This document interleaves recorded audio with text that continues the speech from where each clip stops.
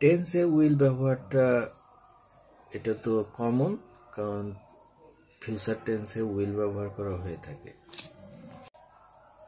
Basically will যখন modal auxiliary হিসাবে ব্যবহৃত হয়, এটা তিনটা ভাবে ব্যবহৃত হয়। একটা হচ্ছে এক্সপেকটেশন, একটা হচ্ছে ডিটারমিনেশনস, অ্যান্ড আর একটা হচ্ছে ক্যাপাবিলিটিস। আর উড সবসময় ব্যবহৃত হয় এটা ফর্মালি অথবা পোলাইট রিকোয়েস্টের বেলায়। তো এখন আমরা যদি উইলের কথা ধরি, তো উইলে আমরা ডিটারমিনেশন, যে একটা কাজ অবশ্যই কেউ করবে, যে আই উইল ডু ইট, যেটা কিছুটা মাস্টের সাথে এর সম্পৃক্ততা আছে। আবার এটা কারোর সাথে স্বল্প পরিচিত কারোর সাথে যদি আমাদের কোনো রিকোয়েস্ট করতে হয়, স্বল্প পরিচিত অথবা একেবারেই অপরিচিত, তার ক্ষেত্রে আমরা উইল ব্যবহার করতে পারবো না। সেক্ষেত্রে আমাদেরকে উড ইউ প্লিজ ইউজ করতে হবে, অথবা উড ইউ মাইন্ড। ধরা যাক আমি রাস্তায় দাঁড়িয়ে আছি, তো আমার পাশে একজন, সে একটা বস্তা উঠাচ্ছে, তো আমাকে সে বলল যে উইল ইউ হেল্প মি।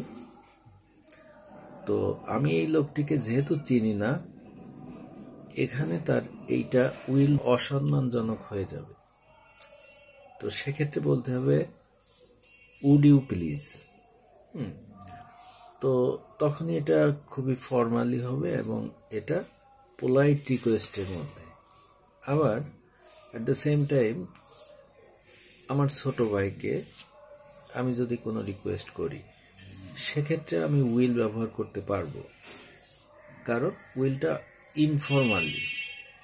আবার ক্যাপাবিলিটি অর্থেও ব্যবহৃত হয় অ্যাজ এ মোডাল অক্সিলারি, যে কেউ কোনো কিছু করতে সামর্থ্য আছে, এই ধরনের যদি হয়, সেক্ষেত্রে উইল ব্যবহার করা যায়।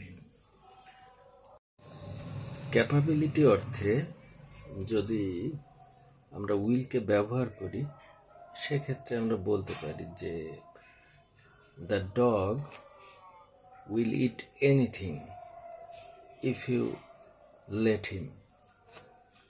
তো এক্ষেত্রে সামর্থ্য আছে, he is capable to eat anything. তো সামর্থ্য অর্থে আমরা উইলকে এখানে মোডাল অক্সিলারি হিসেবে ব্যবহার করছি। আবার অতীতের কোনো একটা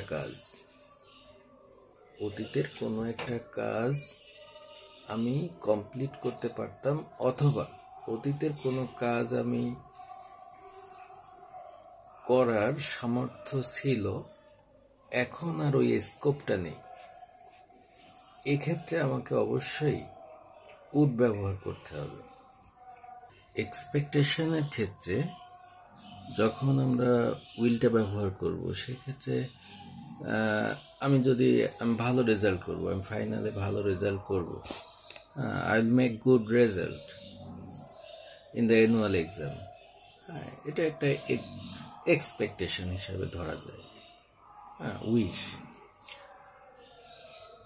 এই ক্ষেত্রে এটা এক্সপেকটেশন হিসাবে মোডাল অক্সিলারি হিসাবে থাকবে।